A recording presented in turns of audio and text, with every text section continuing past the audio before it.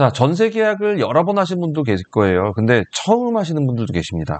그런데 주변에 도와줄 부모님도 없을 경우 계세요. 그럴 수 있죠. 그럴 때 전세 계약 전체의 흐름을 알게 되면 전세 계약이 두려워지지는 않습니다. 그런 분들에게 도움 주기 위해서 이 영상 만들었습니다. 끝까지 보시면 전세 계약 처음 하시는 분 꼭 도움 될 겁니다. 구독과 좋아요는 잊지 마시고요.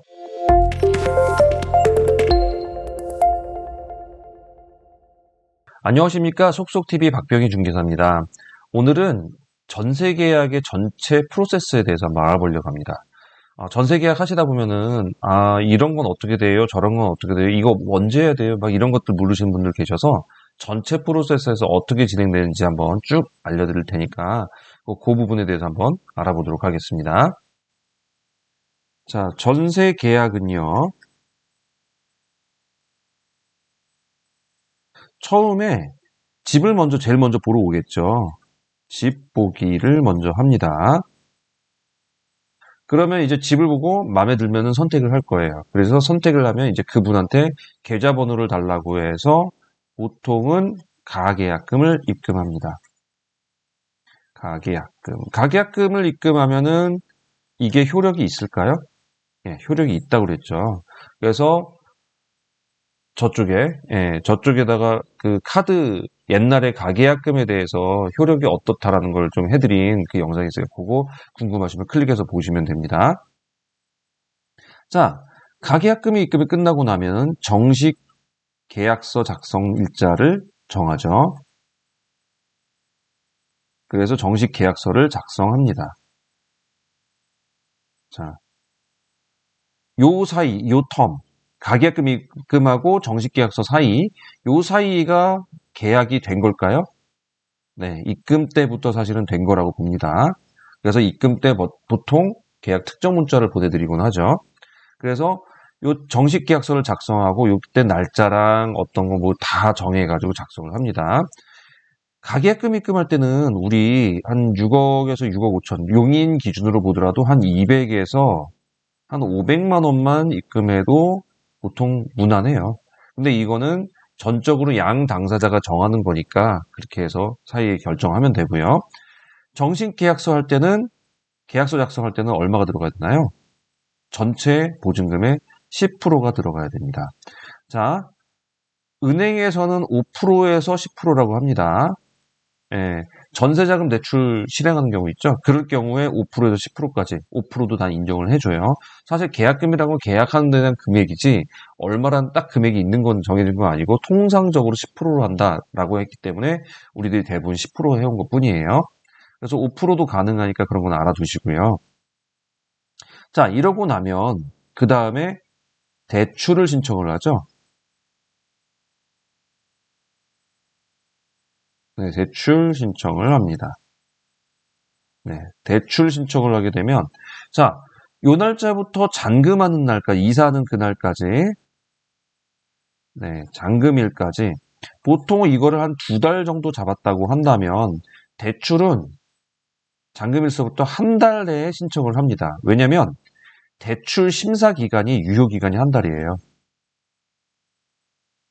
그래서 요 한 달 내에 하게 되고, 이게 만약에 짧아지게 되면, 요 짧은 기간이 최소 2주를 달라고 합니다. 은행에서는. 그런데 그런 경우 있잖아요. 왜 계약서 쓰고 2주 뒤에 들어간다? 그럼 2주 뒤에 빠듯해요. 그런데 2주라면 어느 정도 나오긴 하는데 가끔 일주일 뒤에 오피스텔 같은 경우 그 일이 많이 일어나요. 일주일 뒤에 바로 좀 대출해달라고. 힘들지만 어떻게든 뭐 해내는 사람도 가끔 있어요. 어쨌든 이거는 넉넉하게 한 달 정도 주는 게 좋고요. 자, 계약서를 작성하고는 일반적으로 2달 뒤에 잔금을 많이들 들어갑니다. 자, 요 사이에 전세 계약의 경우 중도금이 있나요? 네, 중도금이 99% 없습니다. 저는 지금까지 중도금 들어간 거 한 번도 못 봤어요. 네. 근데 가끔 중도금이 필요하신 분들이 가끔 계셔서 중도금을 요구하는 경우 계시는데, 아, 그렇게 하면 들어오기가 힘들어요. 왜냐면 임차인들은 대부분 다른 데서 나오면서 그 보증금을 받아갖고 나오거든요. 근데 이분들이 이제 다른 데 계약하라고 10% 먼저 준 거 갖고 보통을 계약을 했어요. 그렇기 때문에 이거 다 받아올 때까지 중도금을 내기가 굉장히 어려워요. 해봤자 얼마 안 될 겁니다. 그래서 이 중도금은 거의 전세 계약들 일어나지 않는다는 거. 그리고 잔금을 대출을 하게 되면 은행에서 80%를 보통 80%까지 대출이 나와요. 그리고 가끔 90% 있는데 그거는 이제 특수한 케이스니까 별도로 할게요. 그러면 여기서 10%를 줬고 여기서 80%니까 잔금일 날 자기 돈이 10%가 더 들어오고 80%는 은행에서 바로 임대인에게 송금이 됩니다.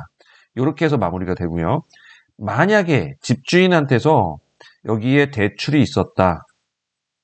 집주인 대출 있죠? 집주인이 이사 나가는 경우 대부분 대출 있는 경우가 많잖아요. 이 대출은 요 날짜에 대출 상환을 하면서 등기까지 말소합니다. 근저당 등기죠? 예, 근저당 등기까지 말소를 하게 됩니다.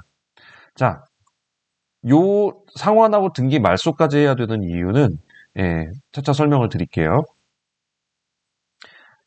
자, 요 두 가지를 하고 나서 이것까지 다 끝나게 되면 요거를 아마 은행, 요 80% 대출받은 요 은행에다가 다 보내달라고 하죠. 그래서 요렇게 되는 프로세스를 하고 세입자, 그러니까 임차인 입장에서는 여기서 끝나면 안 되고요.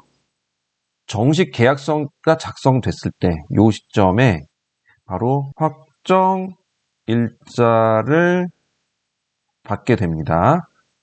네. 확정 일자를 받아가지고 그걸로 확정 일자 받은 계약서로 대출 신청을 하게 돼 있어요. 그러니까 확정 일자를 요때 받게 되고요. 잔금을 하게 되면 요날 임대인은 대출 상환하고 등기 말소를 하겠지만 임차인은 이때 뭘 하죠? 전입 신고를 하게 됩니다. 전입 신고는 뭐를 위해서 하냐면 대항력 발생을 위해서 하죠. 확정 일자는 대항력 위해서 하는 게 아니라 배당 순위를 위해서 하는 것뿐입니다. 어쨌든 확정일자를 미리 받는다고 해도 전입신고가 완료가 되어야만 확정일자가 효력이 있기 때문에 전입신고는 천천히 하더라도 확정일자는 먼저 해놔도 상관이 없습니다. 그리고 전입신고는 보통 잔금하고 전입한 날 신고를 하죠. 자, 이렇게 되는 프로세스로 전세 계약이 진행이 됩니다. 이 정도까지가 전세 계약서의 전체 프로세스입니다. 잔금하고 이제 이사 들어가고 하는 거는 이제 일반적인 사람들이 하는 것들이니까 이러고 이사 뭐 하고 하겠죠. 자, 디테일한 것들, 그러니까 각각의 디테일한 것들은 추후에 하나씩 떼어서 설명을 좀 드리도록 할게요. 굉장히 얘기가 길어지기 때문에 전체 프로세스가 이렇다는 것만 알아두시고 요때 관리비 정산도 들어가죠. 요런 거 하는 거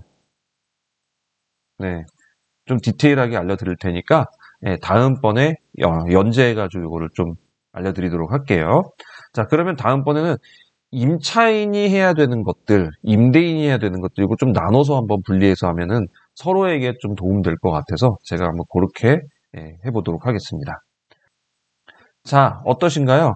전세 계약에 대해서 한번 프로세스를 쭉 살펴봤는데, 자, 임차인 분들이 또는 임대인 분들 중에서도 전세 계약 처음 하시는 분들이 계시더라고요. 그래서 그분들 위해서 전체 프로세스를 쭉 알려드렸으니까 요거대로 쭉 따라오시면 여러분들 무난하게 전세 계약 하실 수 있을 것 같습니다. 자, 지금까지 도움 되셨으면 구독과 좋아요 부탁드리겠습니다. 감사합니다.